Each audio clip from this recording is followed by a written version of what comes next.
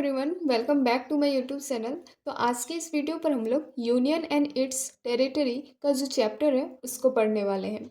ये चैप्टर ज़्यादा कोई मुश्किल नहीं है, बहुत ही ज़्यादा आसान चैप्टर है। एकदम अच्छे तरीके से समझिएगा, एकदम स्मूथ तरीके से समझ में आ जाएगा। आप लोग सिर्फ वीडियो को शुरू से लेकर एंड तक देखते रहिए। आप लोगों का जो कन्फ्यूज़न है ना, एकदम एक एक करके क्रिस्टल क्लियर हो जाएगा। इस चैप्टर में ना टोटल हम लोगों को 4 आर्टिकल के बारे में पढ़ना है।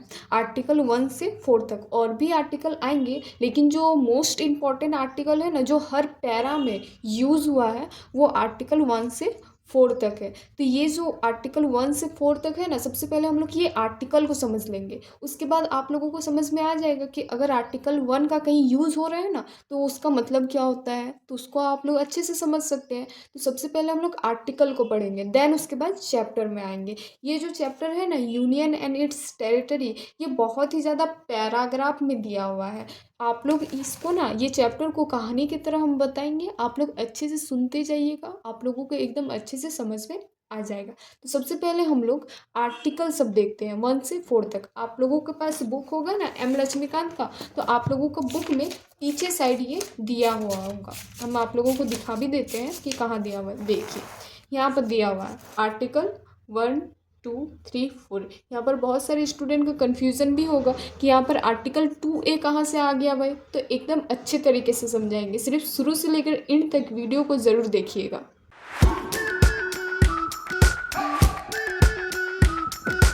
तो हम लोगों का जो आर्टिकल 1 है वो क्या कहता है, वो उसको सबसे पहले हम लोग देखते हैं। Name and territory of the union, मतलब कि इंडिया में अगर कोई भी स्टेट है, उसका नाम अगर चेंज करना है या फिर कुछ अदर नाम रखना है, तो वो सारी जो चीज़ें हैं ना, वो हम लोगों का आर्टिकल 1 में मिलेगा। अगर कोई भी स्टेट का हम लोगों को नाम रखना है, कुछ भी, अगर पहले कुछ नाम था उसको चेंज करके कुछ अनदर नाम उसको रखना है, तो सबसे पहले हम लोगों का आर्टिकल 1 में अमेंडमेंट करना पड़ेगा। तभी जाकर हम लोग वो स्टेट का नाम चेंज कर सकते हैं या फिर कोई अदर नाम रख सकते हैं। ये हम लोगों का आर्टिकल 1 कहता है। अब हम लोग आते हैं आर्टिकल नंबर 2 पर। देखिए आर्टिकल जो होता है ना, आर्टिकल के अंदर भी बहुत सारे शेड्यूल पार्ट वगैरह होता है। तो ये जो आर्टिकल नंबर 2 है ना, इसके अंदर भी पार्ट्स वगैरह होता है। तो ये जो 2A आप लोगों को दिख रहा है एक, ये आर्टिकल नंबर 2 का एक पार्ट है, ना कि ये आर्टिकल है। आ रहा है बात समझ में। आर्टिकल के अंदर भी बहुत सारे शेड्यूल फिर पार्ट्स वगैरह देखने को मिलेगा, बहुत सारे आर्टिकल में देखने को मिलेगा। ठीक है, तो आर्टिकल नंबर 2 क्या बोलता है, एडमिशन और स्टेबलाइजमेंट ऑफ न्यू स्टेट। मतलब कि हम लोग अगर कोई दूसरा स्टेट बना रहे हैं, मतलब कोई एक स्टेट है उसको हम लोग डिवाइड करके 2 स्टेट में कन्वर्ट कर रहे हैं, या फिर कोई 2 स्टेट है उसको हम लोग ज्वाइन करके एक स्टेट में कन्वर्ट कर रहे हैं। तो ये जो है ना, ये हम लोग आर्टिकल 2 के मदद से करने सकेंगे। सबसे पहले हम लोगों का आर्टिकल 2 में अमेंडमेंट करना पड़ेगा, देन उसके बाद हम लोग ये जो स्टेट का स्टेबलाइजमेंट है, कोई न्यू स्टेट बनाना या फिर कोई 2 स्टेट को मिलाकर कोई सिंगल स्टेट में कन्वर्ट कर देना, ये हम लोग आर्टिकल 2 की मदद से कर सकते हैं। आर्टिकल 2A क्या बोलता है, Sikkim to be associated with the union repealed. देखिए पहले जब सिक्किम हम लोगों का इंडिया के साथ ज्वाइन हुआ ना, तब सिक्किम को एकदम पूरी तरह से स्टेट का दर्जा नहीं दिया गया, उसको ना एक अलग पार्ट में रखा गया, जिसको हम लोग 2A बोलते हैं। 2A जो है ना पार्ट, वो सिक्किम के लिए ही बना था। पहले ये पार्ट बना था, लेकिन सिक्किम अब बोलने लगा कि नहीं, हमको इंडिया में ही जुड़ के रहना है, जिस तरह बाकी स्टेट सब है उस तरह हमको भी प्रोविज़न चाहिए वगैरह सब कुछ चाहिए। तब ये पार्ट को हटा दिया गया। अब जब ये पार्ट को हटा दिया गया है ना, इसीलिए यहाँ पर रिपील लिखा हुआ है। पहले ये पार्ट था लेकिन अब रिमूव कर दिया गया है, इसीलिए ये लग गया है रिपेल्ड। अब हम लोग आते हैं आर्टिकल नंबर 3 पर कि आर्टिकल नंबर 3 क्या बोलता है। Formation of new state and alteration of area boundaries of name of existing state. मतलब कि कोई भी एक स्टेट है ना, ये स्टेट है, इसका बाउंड्रीज को कम करना या फिर इसका बाउंड्रीज को बढ़ाना, ये जो काम होता है, ये जो हम लोगों को करना होता है, ये आर्टिकल 3 के द्वारा हम लोग कर सकते हैं। कोई भी स्टेट का बाउंड्रीज को, एरिया को इंक्रीज करना, डिक्रीज करना, ये हम लोग आर्टिकल 3 की मदद से कर सकते हैं। आर्टिकल 3 में अमेंडमेंट करेंगे, देन उसके बाद हम लोग ये कर सकते हैं। अब आर्टिकल नंबर 4 क्या बोलता है कि laws made under article 2 and 3 to provide for the amendment of the first and the fourth schedule and supplemental incident and consequently matter, मतलब कि आर्टिकल 2 और आर्टिकल 3 में जो भी सारे चेंजेस हो रहे हैं ना, वो आर्टिकल 1 के शेड्यूल 1 और 4 में भी चेंजेस करना पड़ेगा। हम लोग जो भी ये सारे कोई भी नया स्टेट बनाना, फिर नाम लिखना, किसी स्टेट का एरिया को इंक्रीज करना, डिक्रीज करना, ये सब करने में ना हम लोगों को आर्टिकल 4 काफ़ी ज़्यादा मदद करता है। इसीलिए आर्टिकल 4 बहुत ही ज़्यादा इम्पोर्टेंट है। अब हम लोग आशा करते हैं कि ये जो आर्टिकल है 1 से लेकर 4 तक ही आप लोगों को एकदम अच्छे से समझ में आया होगा। अब हम लोग आते हैं अपना जो चैप्टर है यूनियन एंड इट्स टेरिटरी, उस पे आते हैं।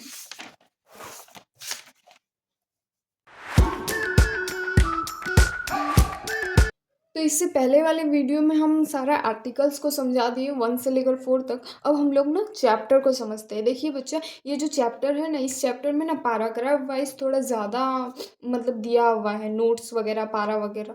तो ये जो चैप्टर है ना, इसको ना हम हैंड रिटन नोट्स में नहीं ऐड कर सकते। अगर करेंगे भी ना तो जो नोट्स है ना वो बहुत ही ज़्यादा लेंदी हो जाएगा। अब इसको जो चैप्टर है, ये चैप्टर को हम एकदम कहानी की तरह सुनाएंगे, एक एक लाइन पढ़ पढ़ के आप लोग अच्छे से समझिएगा और आप लोगों को एकदम क्रिस्टल क्लियर हो जाएगा, ट्रस्ट में।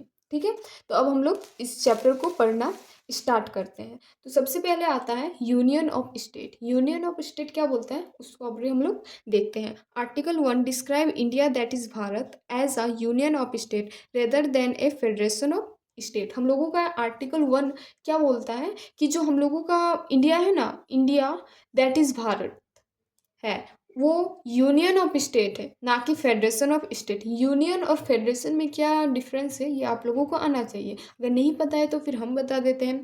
फेडरेशन का मतलब ये होता है ना कि सेंट्रल लेवल पर कोई और गवर्नमेंट है, फिर स्टेट लेवल पर कोई और गवर्नमेंट है, और लोकल लेवल पर कोई और गवर्नमेंट है। और यूनियन में क्या होता है कि सेंट्रल लेवल पर जो भी गवर्नमेंट है वही सारे देश को संभाल रही है। तो हम लोगों का इंडिया क्या है, एक फेडरेशन को रूल को फॉलो करता है। हम लोगों का इंडिया में फेडरल गवर्नमेंट ही है, सेंट्रल पर अलग, फिर हम लोगों का स्टेट में अलग, और हम लोगों का लोकल लेवल पर अलग गवर्नमेंट है। तो वही यहाँ पर बता रहा है, India that is Bharat. India का मतलब ही भारत होता है, भारत का मतलब India. This provision deals with two things, one name of the country.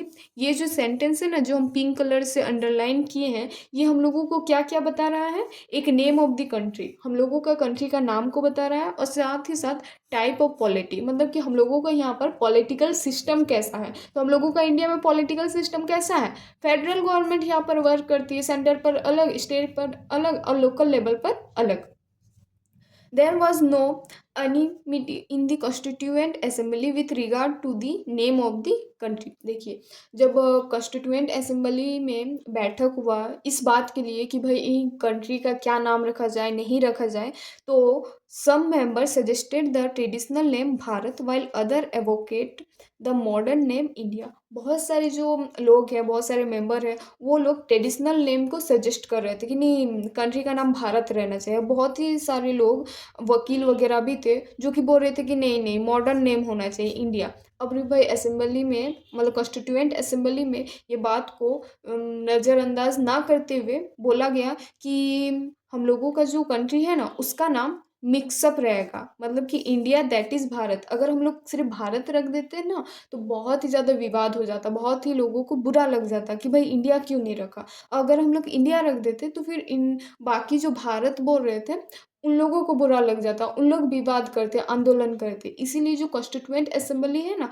वो हम लोगों का देश को दोनों नाम रख दिए, India that is Bharat. India का मतलब भी भारत है, भारत का मतलब भी इंडिया है। आया समझ में? इसी तरह एकदम स्मूथली समझ में आएगा पूरा चैप्टर, आप लोग सिर्फ कंटिन्यू बना के रखिए। Secondly, the country is describe as union although its constitution is federal in structure. हम लोगों का जो कंट्री है ना, वो यूनियन भी है, और हम लोगों का कॉन्स्टिट्यूशन वो फेडरल स्ट्रक्चर को शो करता है कि हम लोगों का जो कंट्री है, कभी कभार जो एक्सटर्नल प्रोविज़न आ जाता है ना, कुछ भी बड़ा संकट आ जाता है, तो जो सारा पावर होता है ना वो सेंट्रल लेवल पर चल जाता है। आप लोग कभी कभार देखे होंगे, जैसे कि कोरोना काल में ही आप लोग देख लीजिए, वहाँ पर जो सेंट्रल लेवल पर बोल दिया ना कि नहीं, घर से कोई नहीं निकलेगा, तो स्टेट गवर्नमेंट भी अगर बोलेंगे ना कुछ भी, तो वो लोग नहीं मानेंगे। उस टाइम हम लोगों का देश क्या हो गया था, एक यूनियन की तरह वर्क करने होने लगा था। लेकिन एज अ नॉर्मल डे में हम लोगों का जो पॉलिटिकल सिस्टम है वो फेडरल ही रहता है। सेंट्रल लेवल पर अलग गवर्नमेंट, स्टेट लेवल पर अलग गवर्नमेंट और लोकल लेवल पर अलग government. According to Dr. B.R. Ambedkar, the phrase union of state has been preferred to federation of state for two reasons. Doctor B R Ambedkar के according union of state को federal of state बोलने का दो reason है। क्या क्या वो दो रीज़न है? Indian federation is not the result of an arrangement among the state like the American federation. देखिए, हम लोगों का जो इंडियन फेडरेशन है ना, वो अमेरिकन फेडरेशन से काफ़ी ज़्यादा अलग है। हम लोग इंडियन फेडरेशन को अमेरिकन फेडरेशन बोल ही नहीं सकते हैं, क्योंकि इंडिया का फेडरल सिस्टम कैसा है कि सेंट्रल लेवल पर अलग गवर्नमेंट है, स्टेट लेवल पर अलग गवर्नमेंट है। बट ऐसा हम लोग नहीं बोल सकते कि सेंट्रल लेवल का और स्टेट लेवल का कोई तालमेल ही नहीं है तालमेल। अगर सेंट्रल लेवल पर कोई गवर्नमेंट अगर कुछ बोलेगी ना, तो स्टेट लेवल को मानना पड़ेगा वो बात। लेकिन वो अमेरिका में नहीं होता है, वहाँ पर डबल सिटीजनशिप चलता है। आप लोगों को ये पता होना चाहिए। और जो हम लोगों का इंडिया है ना, उसमें सिंगल सिटीजनशिप चलता है। अगर अमेरिका में सेंट्रल गवर्नमेंट में कुछ बोला है ना और स्टेट गवर्नमेंट को पसंद नहीं आया, तो वो नहीं मानेगी। तो उस तरह का फेडरेशन हम लोगों का इंडिया में है क्या? नहीं है। हम लोगों का इंडियन फेडरेशन ज़रूर है, लेकिन हम लोगों का बहुत ही ज़्यादा डिफरेंट है अमेरिकन फेडरेशन से।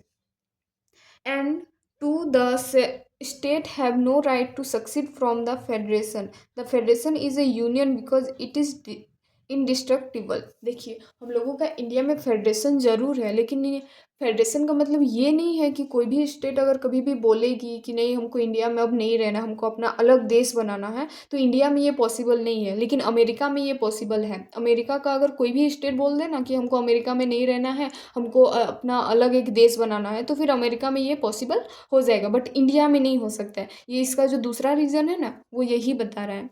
The federation is A union because it is indestructible. The country is an integral whole and divided into different states only for the convenience of administration.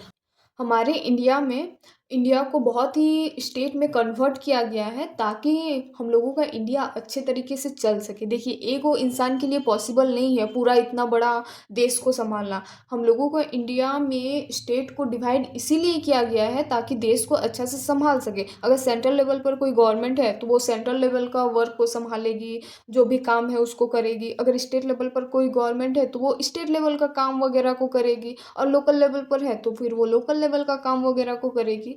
तो स्टेट को इसीलिए डिवाइड किया गया, federal इसीलिए बनाया गया है ताकि हम लोगों का देश अच्छा से चल सके। आया बात समझ में?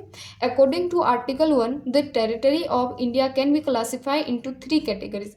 आर्टिकल 1 के अकॉर्डिंग टेरिटरी को 3 कैटेगरीज में बांटा गया है। कौन कौन सा 3 कैटेगरीज में बांटा गया है? पहला, territory of the state, union territories that may be acquired by the government of India at any time. Territory of the state का मतलब होता है जो स्टेट का एरिया है। यूनियन टेरिटरीज ये होता है जो केंद्र शासित प्रदेश होता है। और तीसरा जो टेरिटरी है, that may be acquired by the government of India at any time. हम लोगों का जो गवर्नमेंट है ना, वो कोई भी टेरिटरी को किसी भी टाइम एक्वायर्ड कर सकता है। वो सारे प्लेसेस, वो सारे टेरिटरी, वो सारे स्टेट्स, उसको 3 कैटेगरीज में बांटा गया है। The name of the state and union territories and their territorial extent are mentioned in the first schedule of the constitution. इसका मतलब है कि जो स्टेट का नाम दिया जाता है, क्या नाम होना चाहिए, नहीं होना चाहिए, फिर स्टेट का कितना ज़्यादा एरिया रहेगा, वो सारी जो चीज़ें हैं ना, वो कॉन्स्टिट्यूशन का फर्स्ट शेड्यूल में दिया गया है। At present there are 28 state and 8 union territories. देखिए, अभी करंट का तो हम नहीं बता सकते, लेकिन बुक में जो दिया हुआ है उसको हम बता दे रहे हैं। अभी करंट का आप लोग गूगल वगैरह से देख लीजिएगा। 28 स्टेट है और 8 यूनियन टेरिटरीज है। The provision of the constitution pertaining to the state are applicable to all the state in the same manner. अगर कोई भी स्टेट के लिए कोई भी प्रोविज़न बनाया जाता है तो वो हर स्टेट पर एकदम सेम मैनर पर सही तरह से लागू किया जाता है। ऐसा नहीं है कि कोई पर्टिकुलर स्टेट को कुछ लाभ मिलेगा और बाकी स्टेट को नहीं मिलेगा। हर स्टेट को एकदम सेम लाभ मिलेगा, सेम चीज़ों को एकदम लाभ वगैरह सब कुछ मिलेगा। However, the special provision under Part 21 applicable to the state of Maharashtra, Gujarat, Nagaland, Assam, Manipur, Andhra Pradesh, Telangana, Sikkim, Mizoram, Arunachal Pradesh, Goa and Karnataka.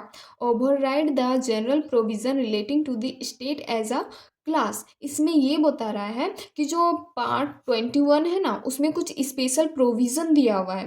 कौन कौन स्टेट के लिए, जो यहाँ पर हम पढ़े ना, मणिपुर, मिजोरम, कर्नाटका, फिर और भी बहुत सारे स्टेट है, उसके लिए कुछ स्पेशल प्रोविज़न दिया हुआ है। किसमें?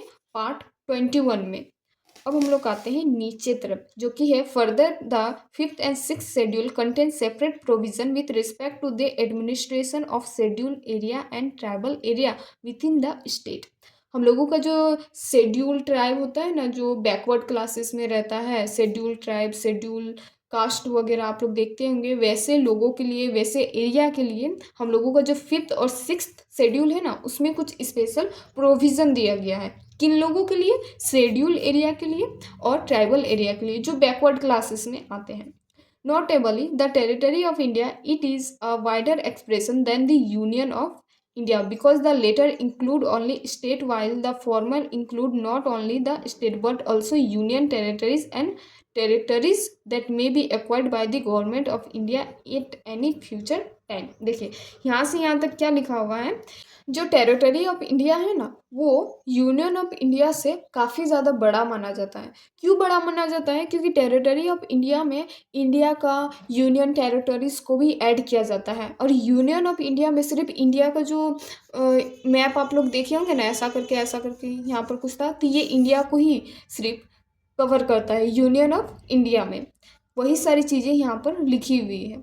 The state are the member of the federal system and share a distribution of power with the centre. देखिए, यहाँ पर लिखा हुआ है फेडरल पॉलिटिकल सिस्टम का, यहाँ पर आप लोगों को देखने को मिलेगा। जो हम लोगों का इंडिया में गवर्नमेंट है ना, वो फेडरल सिस्टम को फॉलो करती है। स्टेट, फिर सेंट्रल लेवल, लोकल लेवल पर पावर का डिस्ट्रीब्यूशन होता है। ठीक है। The union territories and the acquired territories on the other hand are directly administered by the central government. जो हम लोगों का यूनियन टेरिटरीज होता है ना, और गवर्नमेंट कभी एक्वायर्ड किया है कोई भी टेरिटरीज को, अगर कोई कंट्री दे दिया हो या फिर कुछ भी कारण से, तो उस जगह का, उस प्लेस का, उस एरिया का कौन रूल वगैरह बनाता है? तो सेंट्रल गवर्नमेंट बनाता है। बीइंग अ सोवरेन स्टेट, हम लोगों का इंडिया क्या है? एक सोवरेन कंट्री है। India can acquire foreign territories according to the modes recognizing by international law. हम लोगों का इंडिया एक सॉवरेन कंट्री है, तो वो दूसरे किसी टेरिटरीज को एक्वायर कर सकता है, अपना सकता है, लेकिन कुछ रूल वगैरह का पालन करके, इंटरनेशनल लॉ के according. Following treaty purchase, gift, lease और plebiscite occupation hitherto unoccupied by a recognise ruler. देखिए यहाँ पर क्या बोल रहा है, अगर कोई भी कंट्री हम लोगों का भारत को एज अ गिफ्ट नाम से दे देता है, कोई भी टेरिटरी को, कोई भी प्लेस को, कोई भी एरिया को, या फिर इंडिया किसी भी एरिया को परचेज कर लेता है, या फिर प्रिंसली स्टेट उसको एक्वायर्ड करके रखा था लेकिन इंडिया उसको ले नहीं पाया, तो उसको एक्वायर्ड कर लिया। उस सारी चीज़ों के कारण से, वो सारे प्रोसेस से हम लोग कोई भी टेरिटरी को अपना सकते हैं। Consequent or subjection. For example, India acquired several foreign territories such as Dadar and Nagar Haveli, Goa, Daman and Diu, Puducherry and Sikkim since the commitment of the constitution. यहाँ पर बहुत सारे टेरिटरीज को इंडिया ने एक्वायर किया है, जैसे कि दादर एंड नगर हवेली हो गया, पुडुचेरी हो गया, दमन एंड दीव हो गया, गोवा हो गया, वही सारी चीज़ें तो यहाँ पर लिखी हुई है। और the एक्वाइजिशन of this territory is discuss later in this chapter. ये जो हम लोग बहुत सारे टेरिटरीज को एक्वायर्ड किए हैं ना, ये सारी चीज़ों को हम लोग आगे का चैप्टर में और भी अच्छे तरीके से समझेंगे। ठीक है। आर्टिकल 2 क्या बोलता है? Empower the parliament to admit into the union of India or establish new state और such terms and condition as it thinks fit. इसीलिए हम पहले ही आप लोगों को आर्टिकल्स वगैरह बता दिए थे कि देखिए आर्टिकल 1 से लेकर 4 तक बहुत ही ज़्यादा इंपॉर्टेंट है, हर जगह काम आएगा। अब आर्टिकल 2 आप लोग पहले वाले वीडियो पर देखे होंगे, तो आप लोगों को यहाँ पर समझ में आ गया होगा कि आर्टिकल 2 क्या बोलता है, क्या बोलता है, स्टेबलाइजमेंट न्यू स्टेट और such term and condition as it thinks fit. मतलब कि कोई भी एक स्टेट को डिवाइड करके दो स्टेट में बांट देना, या फिर कोई भी दो स्टेट को ज्वाइन करके एक स्टेट में कन्वर्ट कर देना, that is called the article 2। Article 2 तो यही ना बोलता है। अगर आप लोगों को वैसा कोई स्टेट को डिवाइड करके दो स्टेट में कन्वर्ट करना है तो आर्टिकल 2 की मदद से कर सकते हैं, अमेंडमेंट करना पड़ेगा, तो वही आर्टिकल 2 बोलता है। Article 2 grant two powers to the parliament. Article 2 जो है ना, वो पार्लियामेंट को दो पावर देता है। क्या क्या पावर देता है, the power to admit into the union of India new state, कोई भी दो स्टेट को ज्वाइन करके एक सिंगल स्टेट में कवर करने का। फिर दूसरा है the power to establish new state, the first refers to the admission of state which are already in existence while the second refers to the establishment of state which were not in existence before. A और B में जो जो दिया हुआ था ना, यहाँ से लेकर यहाँ तक वही सारी चीज़ों को डिफाइन किया गया है। ए में ये बताया है कि कोई भी एक स्टेट है उसको डिवाइड करके हम दो को नया स्टेट में कन्वर्ट कर सकते हैं, और बी में ये बताया है कि कोई दो स्टेट है उसको हम लोग ज्वाइन करके कोई एक सिंगल स्टेट में कन्वर्ट कर सकते हैं। यही सारी चीज़ें यहाँ पर बताई हुई है। Article 2 relate to the admission or stabilization of new state that are not part of the Union of India। Article 2 हम लोगों को यही बताता है कि हम लोग कोई भी स्टेट को एडमिशन मतलब कि ज्वाइन करके कोई एक सिंगल स्टेट बना सकते हैं, और स्टेबलाइजमेंट कोई भी दो स्टेट को डिवाइड करके एक न्यू स्टेट बना सकते हैं। वही सारी चीज़ें हम लोगों को दिया हुआ है आर्टिकल 2 में। Article 3 on the other hand relate to the formation of और changes in the existing state of the union of India. हम लोग आर्टिकल 3 पहले भी पढ़े हैं और अभी भी देखें यहाँ पर दिया हुआ है। आर्टिकल 3 में क्या बोल रहा है कि हम लोग कोई भी स्टेट का एरिया को चेंज कर सकते हैं। कितना एरिया है उसको डिक्रीज भी कर सकते हैं एरिया को, और इंक्रीज भी कर सकते हैं एरिया को। In other word article 3 deals with the internal readjustment interests of the territories of the constituent state of the Union of India। क्या बोल रहा है कि आर्टिकल 3 जो है ना, वो हम लोगों का इंडिया का रीएडजस्टमेंट, अंदर का रीएडजस्टमेंट को बताता है। आर्टिकल 3 रीएडजस्टमेंट मतलब कि कोई भी स्टेट का एरिया को हम लोग इंक्रीज कर दिए और दूसरा स्टेट का एरिया को डिक्रीज कर दिए, तो वो रीएडजस्टमेंट हुआ ना, तो वो आर्टिकल 3 हम लोगों को बताता है। अमेंडमेंट करके हम लोग कर सकते हैं। अब हम लोग का आता है सेकेंड टॉपिक, जो कि है आप लोगों का parliament's power to recognize the state. और पार्लियामेंट के पास क्या क्या पावर है स्टेट बनाने नहीं बनाने उसका एरिया वगैरह के लिए, तो वो अब हम लोग यहाँ पर पढ़ेंगे। Article 3 authorize the parliament to. देखिए ये आर्टिकल जो 3 है ना, ये पार्लियामेंट को कुछ पावर्स देती है। अब क्या क्या पावर्स देती है भाई, तो यहाँ पर देखिए दिया हुआ है 5 पॉइंट देती है। तो पहला है from a new state by separation of territory from any state or by uniting two or more state or part of state or by uniting any territories to a part of any state. इसका मतलब ये है कि parliament को ये power दिया जाता है कि आप लोग कोई भी स्टेट को डिवाइड करके दो स्टेट में कन्वर्ट कर सकते हैं, या फिर कोई दो स्टेट को ज्वाइन करके एक सिंगल स्टेट में कन्वर्ट कर सकते हैं। ये जो पावर है आर्टिकल 3 के द्वारा पार्लियामेंट को दिया जाता है। बी नंबर क्या बोलता है, increase the area of any state. आप लोगों को ये पावर दिया जाता है, आप लोग कोई भी स्टेट का एरिया को या तो इंक्रीज कर सकते हैं। तीसरा है diminish the area of any state. Diminish का मतलब क्या होता है, डिक्रीज करना। किसी भी स्टेट का एरिया को डिक्रीज कर सकते हैं। डी नंबर पे है alter the boundaries of any state. कोई भी स्टेट का जो बाउंड्री है उसको भी आप लोग चेंज कर सकते हैं। और ई नंबर पे है alter the name of any state. कोई भी स्टेट का नाम को अगर आप लोगों को चेंज करना है तो आप लोग वो भी कर सकते हैं। आर्टिकल जो 3 है पार्लियामेंट को इतने सारे पावर्स देती है।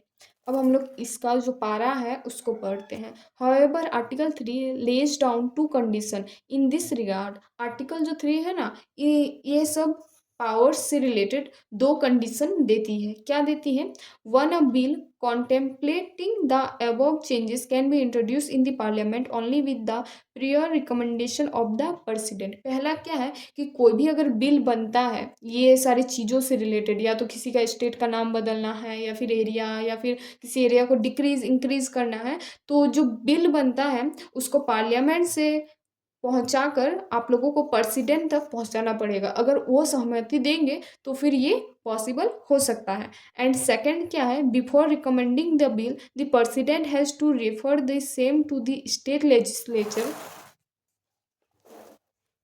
concerned for expressing its view within a specified period। देखिए यहाँ पर क्या लिखा हुआ है, यहाँ पर प्रेसिडेंट तो जांच पड़ताल कर ही लेंगे कि क्या करना है नहीं करना है, लेकिन जिस स्टेट के साथ हम लोग छेड़खानी करेंगे या तो इंक्रीज उसका करेंगे बाउंड्रीज, या तो डिक्रीज, या तो नाम चेंज, या फिर कुछ भी, तो प्रेसिडेंट क्या करेंगे कि जो भी बिल पास हुआ है उसको ना स्टेट का लेजिस्लेचर पर पहुंचाया जाएगा। देखिए स्टेट का भी दो हाउसेस होता है, लेजिस्लेटिव असेंबली और लेजिस्लेटिव काउंसिल। तो जो विधानसभा विधान परिषद आप लोगों को तो ये पता ही होगा, तो उसमें पहुंचाया जाता है। स्टेट को भी तो पता चलना चाहिए ना कि भाई मेरे राज्य के साथ, मेरे स्टेट के साथ क्या इन लोग छेड़खानी कर रहा है, क्या चेंजेस करना चाहता है, क्या नहीं करना चाहता है। तो ये दूसरा पॉइंट है। पहला पॉइंट क्या था कि जो भी बिल पास हुआ पार्लियामेंट में वो प्रेसिडेंट तक पहुंचाया जाए। दूसरा क्या है कि प्रेसिडेंट जो है ना वही बिल को स्टेट का जो लेजिस्लेटिव असेंबली या फिर काउंसिल है वहां तक पहुंचाएगी। स्टेट को भी पता चलना चाहिए। अब हम लोग आते हैं नेक्स्ट पैरा में।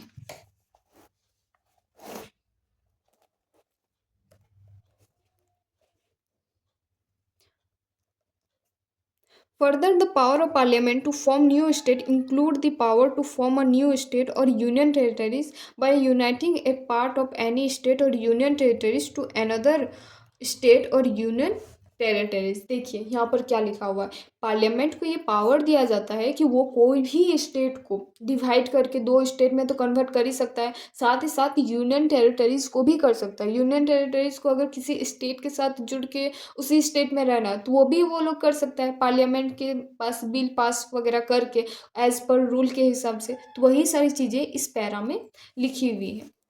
फिर है the president of parliament is not bound by the view of the state legislature and may either accept or reject them. देखिए पार्लियामेंट से अगर कोई भी बिल पास हो गया है ना तो वो अब जो स्टेट का लेजिस्लेचर असेंबली है, लेजिस्लेटिव काउंसिल है, वहाँ पर अब इन लोग को माने ना माने उससे पार्लियामेंट को कोई भी फर्क नहीं पड़ता है। पार्लियामेंट अगर कुछ बोल दिया उस स्टेट से रिलेटेड तो अब ये कितनों स्टेट का लेजिस्लेटिव असेंबली या काउंसिल चिल्लाए कि नहीं ये नहीं कीजिए, नहीं ये नहीं कीजिए, तो ये पार्लियामेंट नहीं मानेगा।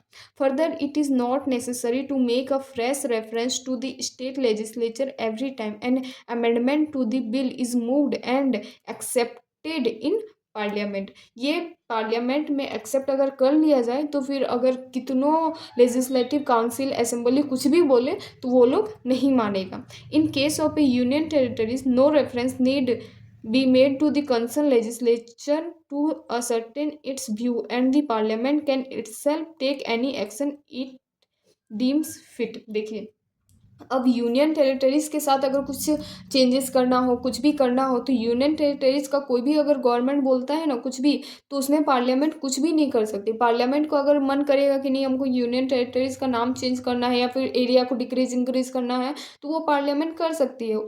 यूनियन टेरिटरीज से ना पार्लियामेंट पूछने भी नहीं जाएगी कि भाई तुम्हारा हम ये कर रहे हैं वो कर रहे हैं, ये पार्लियामेंट के पास पावर रहता है।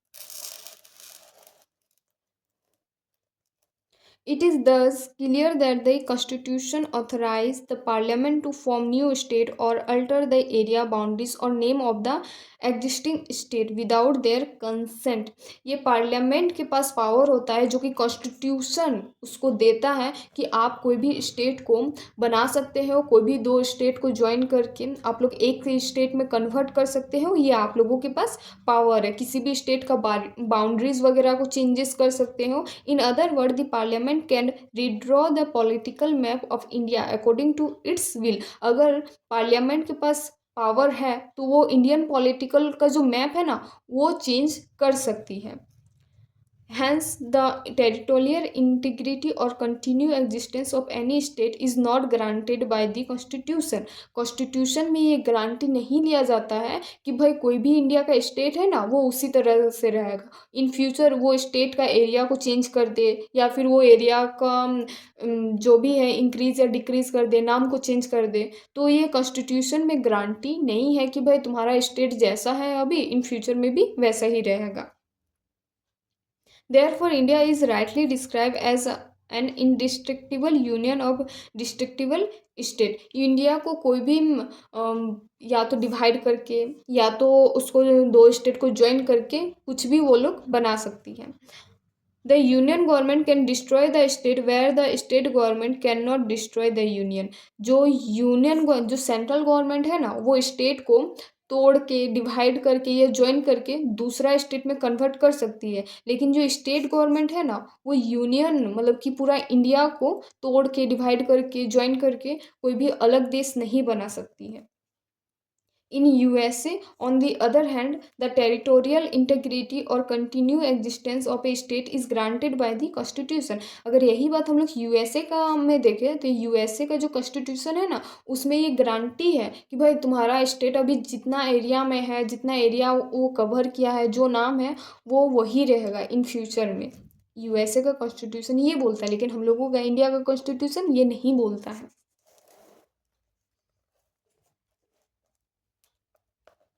The American federal government cannot form new state or alter the boundaries of existing state without the consent of the state concerned।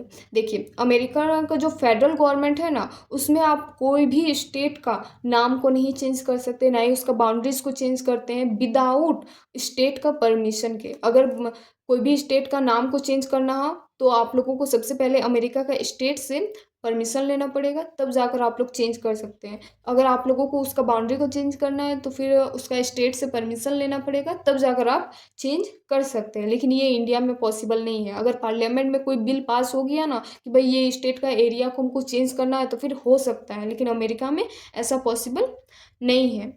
That is why the USA is describe as an indestructible union of indestructible state. इसीलिए USA जो है ना, वो indestructible union of indestructible state के नाम से जाना जाता है। Moreover the constitution article 4 itself declare that laws made for admission और establishment of new state under article 2 and formation of new state and alteration of area boundaries और name of existing state under article 3 are not to be considered as amendment of the constitution under article 368। यहाँ पर क्या बताया गया है, यहाँ पर article 2 और 3 को भी डिफाइन किया गया है। आर्टिकल 4 का मतलब हम आप लोगों को समझाए थे ना कि आर्टिकल 2 में और 3 में जो भी सारे आप लोगों को चेंजेस करना है या फिर चेंज करेंगे, उसको चेंज करने का मतलब है कि आर्टिकल 1 का शेड्यूल 1 और 4 भी चेंज करना आप लोगों को पड़ेगा। और यही चीज़ें अमेंडमेंट के द्वारा आर्टिकल 368 में भी बताया गया है। आर्टिकल जो 4 है ना हम लोगों का, वो बहुत ही हम लोगों का काम को आसान कर देता है, किसी भी स्टेट का बाउंड्रीज को चेंज करने में, नाम को चेंज करने में, वगैरह वगैरह करने में। This mean that such laws can be passed by a simple majority and by the ordinary legislative process. इसी कारण से जो हम लोगों का कोई भी एरिया को अगर चेंज करना है या फिर कोई भी स्टेट को हम लोगों को बना के दूसरा अगर स्टेट में कन्वर्ट करना है, तो वो सिंपल मेजोरिटी से हम लोग पास कराएंगे बिल, तो हम लोगों का ये पॉसिबल हो जाएगा। Does the power of parliament to dismiss the area of a state under article 3। Parliament को ये पावर दिया जाता है कि आप लोग कोई भी स्टेट का एरिया को चेंज कर सकते हैं आर्टिकल 3 के according, including also the power to cede Indian territory to a foreign country. और ये भी पावर दिया गया है कि इंडिया का जो टेरिटरी है वो भी आप लोग किसी से ले भी सकते हैं और दे भी सकते हैं। This question came of from examination before the supreme court in a reference made by the president in 1960। 1960 में ये क्वेश्चन को राइज किया गया, कहा गया प्रेसिडेंट को द्वारा कि the decision of the central government to cede part of a territory known as Berubari union West Bengal to Pakistan. ये क्वेश्चन उठा गया कि हम लोगों का जो यूनियन है, जो भी स्टेट है, जैसे कि यहाँ पर एक स्टेट है बेरूबरी यूनियन वेस्ट बंगाल में है, उसको ना पाकिस्तान को दे दिया गया था to political agency and controversy and thereby necessity and presidential reference. इसी कारण से बहुत ही ज़्यादा आंदोलन हो गया था, बहुत ही ज़्यादा लड़ाई झगड़ा हो गया था। साथ ही साथ the supreme court held that the power of parliament to diminish the area of state under article 3। Supreme court ने ये कहा है कि पार्लियामेंट को ये तो पावर है कि वो आर्टिकल 3 की मदद से कोई भी स्टेट का एरिया को चेंज कर सकता है, लेकिन does not cover cession of Indian territory to a foreign country. लेकिन ये पावर नहीं है कि कोई भी इंडिया का टेरिटरी को कुछ अदर कंट्री को दे दिया जाए। Hence Indian territory can be cede to a foreign state only by amending the constitution under article 368। अगर हम लोगों का इंडिया में कोई भी ऐसा टेरिटरी है जो हम लोगों को देना है कोई अदर कंट्री को, तो वो हम लोग आर्टिकल 368 की मदद से दे सकते हैं अमेंडमेंट करके। Consequently, the Ninth Constitutional Amendment Act 1960 was enacted to transfer the said territory to Pakistan। और हम लोगों का जो 9 कॉन्स्टिट्यूशनल अमेंडमेंट एक्ट हुआ ना 1960 में, उस टाइम हम लोगों का जो बेरी यूनियन वेस्ट बंगाल था वो हम लोग पाकिस्तान को दे दिए थे। On the other hand, the Supreme Court in 1969 ruled that 1969 में सुप्रीम कोर्ट ये रूल बनाए, ये कानून बनाए कि settlement of A boundaries dispute between India and another country does not required a constitutional amendment. मतलब कि हम लोगों का इंडिया में कोई भी स्टेट का जो सेटलमेंट है और अनदर कंट्री का जो भी उसका कंट्री का सेटलमेंट है एरिया का, वो ना हम लोग किसी भी अमेंडमेंट के द्वारा नहीं कर सकते हैं। It can be done by executive action as it does not involve cession of Indian territory to a foreign country. इसको हम लोग एग्जीक्यूशन एक्शन के द्वारा कर सकते हैं, ना कि Indian territory to a foreign territory. The various laws made by the parliament under article 3 are mention in table 6.4। बहुत ही सारा लॉज वगैरह पार्लियामेंट से रिलेटेड आर्टिकल 3 का टेबल 6.4 में दिया हुआ है, आप लोग जाके देख सकते हैं। तो अभी ये जो टॉपिक है, ये जो चैप्टर है, अभी हम यहाँ तक ही छोड़ते हैं। इसके बाद से जो चैप्टर है ना, जैसे कि यहाँ पर देख सकते हैं in exchange of territories with Bangladesh, ये हम अब आप लोगों को नेक्स्ट पार्ट में पढ़ाएंगे। ये पार्ट 1 है। अब पार्ट 2 के लिए आप लोग प्लीज़ वेट कीजिएगा। तब तक के लिए टाटा बाय बाय। अब हम लोग मिलते हैं नेक्स्ट वीडियो पर।